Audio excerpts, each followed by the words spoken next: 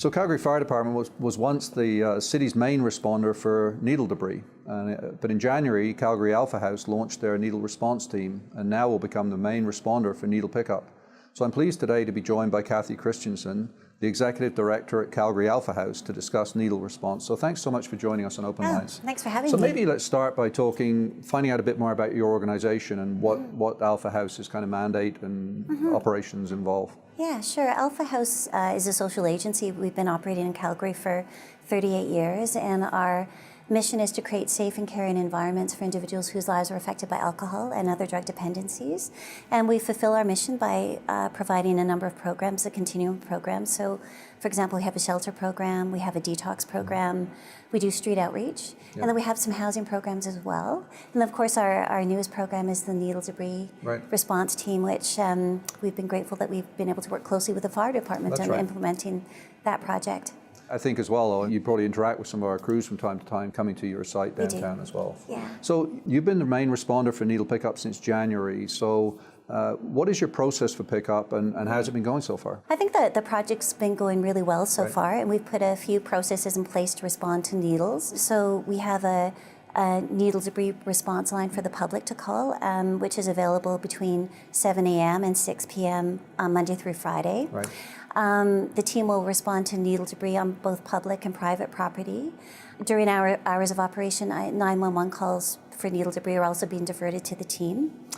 And then I think the majority of needle debris discovery that the team's been doing has been through proactive work by the team. So about 80% of the needles have been just by scanning neighborhoods. One of the things we've been doing is geomapping all the locations that we're finding needles, so we're learning a lot more about areas that require more attention, and our goal really is to be as proactive and preventative about needle debris. And I think that's one area where you've truly taken the program to the next level, because much as though we would always respond to a call from a member of the public to go and pick up debris, we never got into the business of proactively going to areas. And I think as well, we've shared some of our information and experiences with you to build that kind of database as well. Absolutely, that was really helpful. Yeah. What do citizens need to know about needle pickup? One of the things that we're offering to Calgarians and community members is, if they're interested, is how to pick up needles and dispose it safely on their own.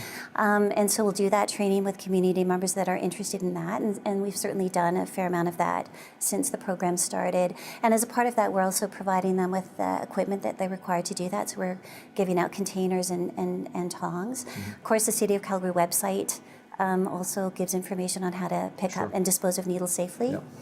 To close, what would you like Calgary Fire to know about working with Alpha House as well as working with vulnerable populations? You know, just to say thank you very much to the firefighters that have worked as first responders, and they've certainly showed up at Alpha House lots to help us out, and so we really, that's been very important to us, and we really feel that you're a valuable partner of ours, and we've really appreciated the collaboration around this particular project as well. And I think, when it comes to engaging with vulnerable people, what we've learned through our work over the years at Alpha House is that, people who are vulnerable are not that different than you and I. That's right. Yeah, I think everyone wants safety, everyone wants to be viewed as being part of community, and everyone wants a purpose. What may be different for people who are vulnerable is that their history of trauma, they're presenting mental health issues, they're presenting addiction issues, can sometimes show itself through behavior that can make onlookers feel uncomfortable, and that can be fair as well. And so I think, what works when engaging with vulnerable people is usually what's very effective is to have a compassionate and supportive, empathetic approach. I think it's also important to know that external help can be made available, and an example of that is our DOPE team can be called to help someone with an immediate crisis.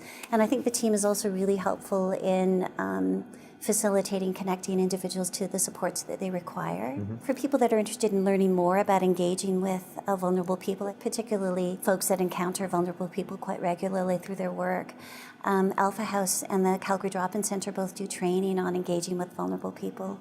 And I think that's really helpful in becoming more enlightened about sort of the concerns and situations that people face on a daily basis. Yeah, and again, as you know, and you've mentioned, we're one of those groups who frequently encounter people who are in that vulnerable population group, and I guess, it is about remembering they all have families. They deserve as much respect and care as anyone else. Yeah. And so anyway, it's been really enlightening having you here today, Kathy. So thanks so much for joining us, and hopefully we'll continue to work with you and your program. Absolutely. Take Thanks care. so much.